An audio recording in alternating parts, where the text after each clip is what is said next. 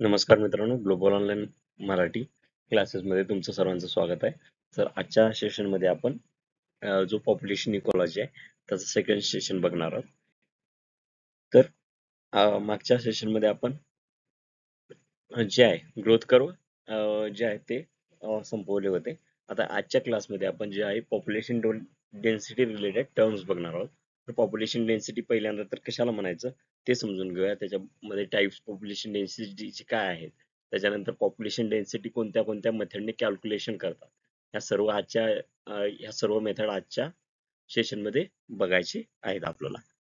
तर population size जी आहे ती म्हणजे काय की टोटल इंडिव्हिज्युअल्स इन पॉप्युलेशन. तर पॉप्युलेशन मध्ये जे नंबर ऑफ इंडिव्हिज्युअल असतील, इंडिव्हिज्युअलचा जो नंबर असेल तर त्याला त्याला काय म्हणू आपण, पॉप्युलेशन साईज. त्याच्यानंतर बर्थ रेट जो असेल 1000 इंडिव्हिज्युअलच्या मागे किती इयरली किती स्पेसिफिक टाइम मध्ये किती इंडिव्हिज्युअल ऍड होतात, किती इंडिव्हिज्युअलची बर्थ होते, तर त्याला काय म्हणतो आपण बर्थ रेट. त्याच्यानंतर 1000 इंडिव्हिज्युअलच्या माग किती इंडिव्हिज्युअल्सची डेथ होते त्याला काय म्हणतो आपण डेथ रेट. त्याच्यानंतर ग्रोथ रेट आपण गेल्या ह्याच्यामध्ये बघितलोच, गेल्या सेशन्स मध्ये, जे की पॉप्युलेशन मध्ये जे चेंज होतो ओव्हर द टाइम त्याला काय म्हणतो ग्रोथ रेट म्हणतो आपण.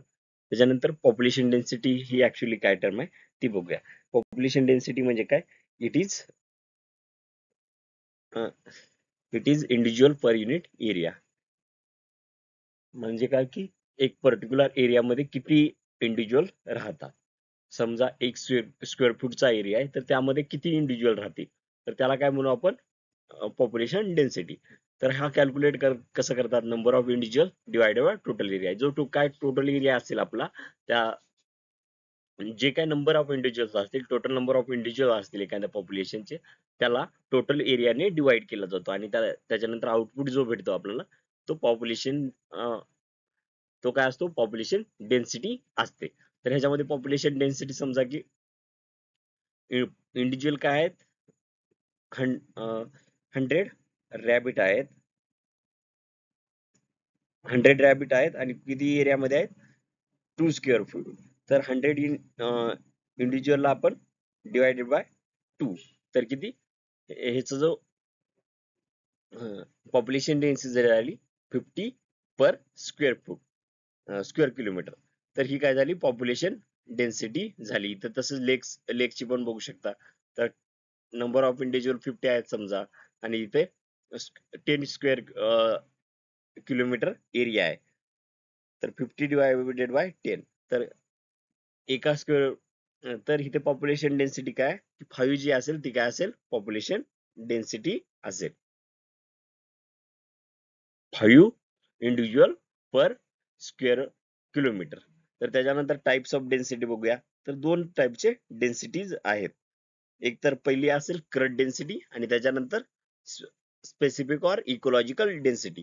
क्रट डेन्सिटीला जनरल डेन्सिटी म्हणलं जाते आणि स्पेसिफिक डेन्सिटीला इकोलॉजिकल डेन्सिटी म्हणलं जाते. तर क्रट डेन्सिटी जी आहे, it is total number of individual per unit area.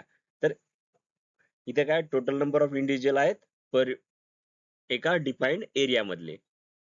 एका डिफाईन्ड एरिया मधले जे इंडिव्हिज्युअल असतील तर त्याला काय म्हणू आपण, क्रट डेन्सिटी. म्हणजे इथे हॅबिटेबल एरिया किती आहे हे सर्व गोष्टी इथे कन्सिडर करण्यात आले नाहीत, की फक्त एखादा एरिया घेतलाय, 2 स्क्वेअर किलोमीटर एरिया घेतलाय आणि एखाद्या पॉप्युलेशनचे त्याच्यामधले इंडिव्हिज्युअल काउंट करण्यात आले आणि त्याच्या वरून पॉप्युलेशन डेन्सिटी कॅल्क्युलेट करण्यात आली, तर त्याला काय म्हणतो आपण क्रट डेन्सिटी. आणि हा कसा कॅल्क्युलेट केला जातो, total number of individual divided by total area और व्हॉल्यूम. तर टोटल नंबर ऑफ इंडिव्हिज्युअल घेतले त्याला टोटल एरिया किंवा व्हॉल्यूम जो आहे त्या ज्या एरियाचा आपल्याला स्टडी करायचा आहे त्याने डिवाइड केलं, तर इथं तुम्हाला करंट डेन्सिटी भेटेल. ह्यालाच काय म्हणतो, जनरल डेन्सिटी.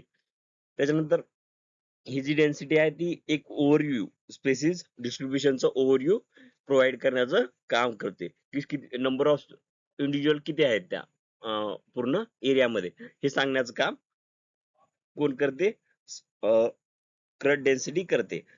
ह्याच्यामध्ये जे हॅबिटॅट क्वालिटी आहे किंवा रिसोर्सेस किती अवेलेबल आहेत, त्यांचं त्या इंडिव्हिज्युअलचं डिस्ट्रीब्युशन पॅटर्न काय आहे हे काही पण ह्याच्यामध्ये स्टडी केला नाही जात. हे काय जनरल डेन्सिटी आहे. जनरली फक्त काय केलं जाते, टोटल नंबर ऑफ इंडिव्हिज्युअल घेतला जातो आणि त्या एरियामध्ये टोटल नंबर ऑफ इंडिव्हिज्युअल किती इंडिव्हिज्युअल राहतात त्या एरियामध्ये ते काउंट केलं जाते आणि त्याला टोटल एरिया जो असेल त्याला डिवाइड केला जातो आणि इथे आपल्याला कोणती डेन्सिटी भेटते, क्रट डेन्सिटी, किंवा यालाच काय आपण म्हणतो जनरल डेन्सिटी. त्याच्यानंतर पुढची टर्म आहे स्पेसिफिक डेन्सिटी. तर स्पेसिफिक डेन्सिटीला इकोलॉजिकल डेन्सिटी पण म्हणलं जाते, कारण ह्याच्यामध्ये काय करतो आपण, number of individual per unit habitable area, म्हणजेच काय की जो सुटेबल हॅबिटॅट आहे त्याच एरिया मधलं काय केलं जाते, इथे एरिया काउंट केला जातो. म्हणजे काय की आता इथं काय क्रड घेतलं होतं आपण, हे बघू शकता, हे पूर्ण एरिया आहे समजा, आणि ह्याच्यामधले ह्या एरियामध्ये काय कोणत्याही प्रकारची पॉप्युलेशन दिसत नाही आपल्याला, किंवा इकडे कोणत्याही प्रकारची पॉप्युलेशन दिसत नाही. तर क्रट डेन्सिटी करताना आपण काय काउंट करतो की हे पूर्ण एरिया एरिया इथे कन्सिडर करणार आणि नंबर ऑफ इंडिव्हिज्युअल जे आहेत ते सर्व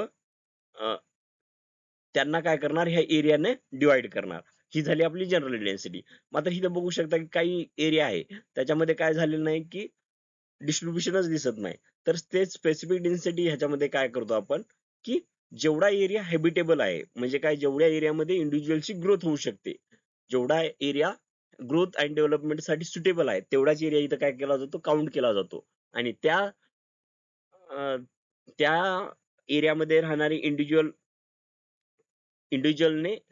इंडिव्हिज्युअलला काय केला जातो की जो सुटेबल एरिया आहे तेवढ्यानेच डिवाइड केला जातो. सिंपली की जो हॅबिटेबल एरिया आहे, ज्या एरियामध्ये ग्रोथ अँड डेव्हलपमेंट होऊ शकते, तेवढाच एरिया इथे कॅल्क्युलेशन मध्ये घेतला जातो आणि नंबर ऑफ इंडिव्हिज्युअलला त्या एरियाने डिवाइड केलं जातं.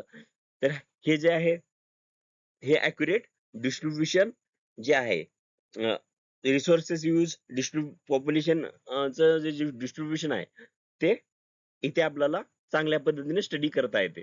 हे झालं इकोलॉजिकल डेन्सिटी. इकोलॉजिकल डेन्सिटी मध्ये काय, क्रट डेन्सिटी मध्ये काय बघितलं होतं, टोटल एरिया बघितलं होतं. टोटल जो एरिया असेल, डिफाईन्ड एरिया असेल, तेवढा बघितला होता की त्याच्यानं नंबर ऑफ इंडिव्हिज्युअलनं त्याला डिवाइड केलं जाईल. सॉरी, नंबर ऑफ इंडिव्हिज्युअलला त्याच्यानं डिवाइड केलं जाईल. मात्र स्पेसिफिक डेन्सिटी मध्ये काय की इथे काय केलं जाते की नंबर ऑफ इंडिव्हिज्युअलला कशाने डिवाइड केलं जाते, स्पेसिफिक हॅबिटॅट, जेवढं हॅबिटेबल, म्हणजे जेवढे काय हॅबिटेबल हॅबिटॅट आहे, जेवढं स्पेसिफिक हॅबिटॅट आहे तेवढ्यानंच इथं काय केलं जाईल, डेन्सिटी कॅल्क्युलेट केली जाईल. हे जे आहे जनरल ओव्हरव्ह्यू स्पेसिफिक डिस्ट्रीब्युशनचं शो करते. मात्र हे जे आहे स्पेसिफिक डेन्सिटी, ज्याला इकोलॉजिकल डेन्सिटी म्हणतो आपण, ते मोर अॅक्युरेट रिसोर्स यूज, रिसोर्सचा कसं युटिलायझेशन होत आहे आणि पॉप्युलेशनचं डिस्ट्रीब्युशन कसं आहे हे शो करण्याचं काम स्पेसिफिक डेन्सिटी मध्ये होते. त्याच्यानंतर डेन्सिटी कशा पद्धतीने कॅल्क्युलेट केली जाते त्याचे टाईप बघूया, त्याचे मेथड्स बघूया आपण. तर ह्याच्यामध्ये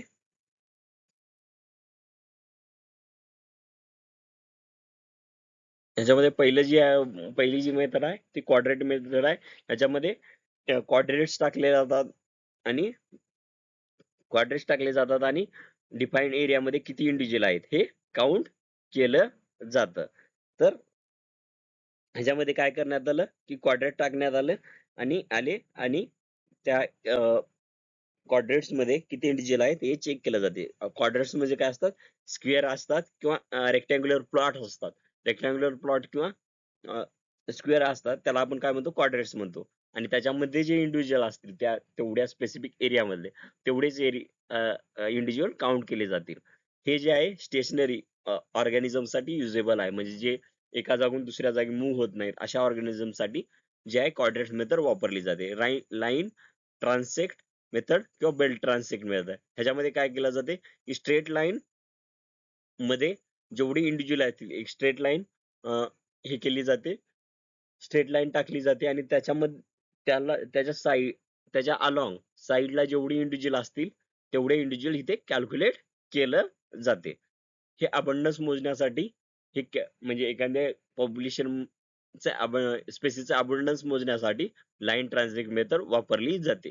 बेल्ट ट्रान्झिट मेथड जी आहे ती लाईन ट्रान्झिट मेथडचीच अपडेटेड मेथड आहे. याच्यामध्ये एक स्ट्रिप टाकली जाते किंवा बेल्ट टाकला जातो आणि त्याच्यामध्ये जेवढे इंडिव्हिज्युअल आहेत तेवढेच इथे तेवढेच इथे काउंट केले जातात. त्याच्यानंतर पिट फॉल ट्रॅप मेथड आहे. ह्या मेथड मध्ये काय केलं जातं, स्मॉल ऑर्गॅनिझम जे आहेत त्याच्या ट्रॅप ठेवली जमिनीमध्ये डिग करून ट्रॅप ठेवलेले असतात आणि त्या ट्रॅप मध्ये जे इंडिव्हिज्युअल कॅप्चर होतील तेच इथे काउंट केले जातील. हे अँफिबियन्स किंवा इन्सेक्ट साठी ही मेथड ट्रॅप फॉल मेथड वापरली जाते. त्याच्यानंतर पहिल्यांदा इन डिटेल बघूया क्वाड्रंट्स मेथड. तर ह्याच्यामध्ये स्क्वेअर फ्रेम जी आहे इथे बघू शकता तुम्ही, स्टडी एरियामध्ये टाकली जाते आणि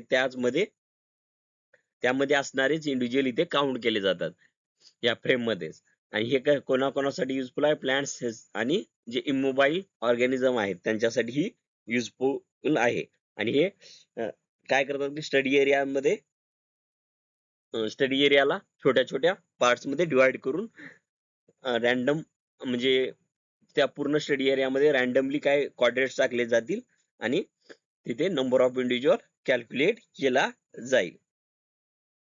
ह्याच्यामध्ये डेन्सिटी मोजताना टोटल नंबर ऑफ इंडिव्हिज्युअल्स जे काउंटेड असतील त्याला टोटल नंबर ऑफ सॅम्पल्ड क्वाड्रेट्स याने डिवाइड केलं जाईल. त्याचं लाईन ट्रान्झॅक्ट और बेल्ट ट्रान्झॅक्ट मेथड, ह्या मेथड यांचं जे दोन्हीचं पण आहे सेमच मेथड आहे, फक्त लाईन ट्रान्झॅक्टची बेल्ट ट्रान्झॅक्ट मेथड ही थोडं मॉडिफिकेशन आहे. तर ह्याच्यामध्ये काय केलं जाते, जी लाईन आहे किंवा डिटरमाइंड पाथ आहे किंवा बेल्ट आहे त्याच्यामध्ये जे इंडिव्हिज्युअल येतील त्यांना काउंट केलं जाईल. हे जे स्पेसिस जे हाय मोबिलिटी सोबत आहेत त्यांचा नंबर काउंट करण्यासाठी ही मेथड वापरली जाते.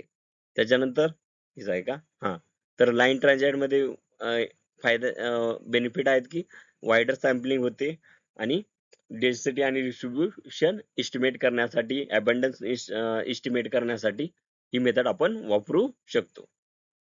Special concept plant and organism in larger area मधले प्लांट्स आणि ऑर्गॅनिझम काउंट करण्यासाठी याचा यूज केला जातो. आणि सॅम्पल साईज इथे खूप हाय असते, कारण जेवढी लाईनचा एरिया, जेवढी लाईन काय असेल लॉंग असेल तेवढा इथे काय असेल तो स्टडी एरिया असेल. त्याच्यानंतर पिटफॉल ट्रॅप मेथड ही जी आहे, कंटेनर असे ठेवले जातात आणि त्याच्यामध्ये ग्राउंड मध्ये बरी करून ठेवले जातात आणि त्याच्यामध्ये इन्सेक्ट फॉल होतील आणि त्यांचा नंबर काउंट करून तिथली स्पेसिफिक डिस्ट्रीब्युशन एम्फिबियन्स किंवा इन्सेक्टचं कॅप्चर काउंट केलं जाईल. कॅप्चर स्मॉल ट्रॅव्हलिंग इन्व्हर्टिब्रेट्स, तर हे इन्व्हर्टिब्रेट साठी युजफुल आहे.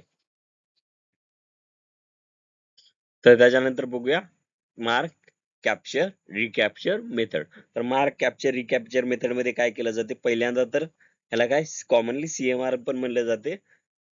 आणि ही मेथड जी आहे पहिल्या ह्याच्यामध्ये 3 मेजर स्टेप्स फॉलो केल्या जातात.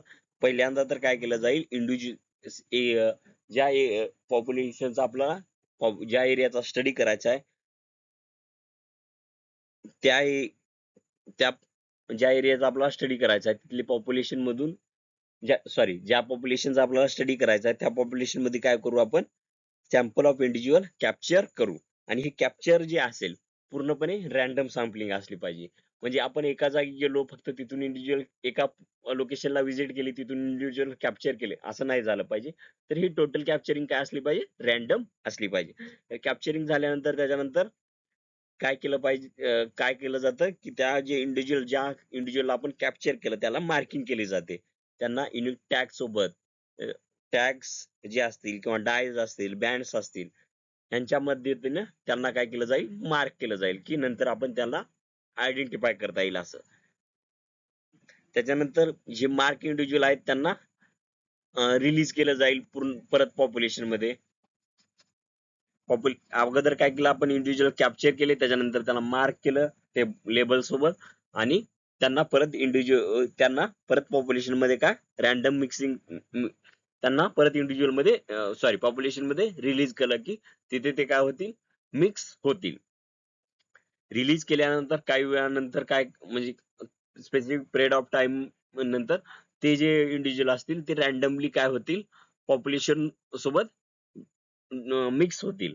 ते एकदा पॉप्युलेशन सोबत रॅन्डमली जे मिक्स झाले त्यानंतर काय करू आपण, रिकॅप्चरिंग करू. तर सफिशियंट टाइम नंतर परत काय करू, जेव्हा इंडिव्हिज्युअलची प्रॉपरली मिक्सिंग होईल त्याच्यानंतर आपण काय करू, रिकॅप्चर करू.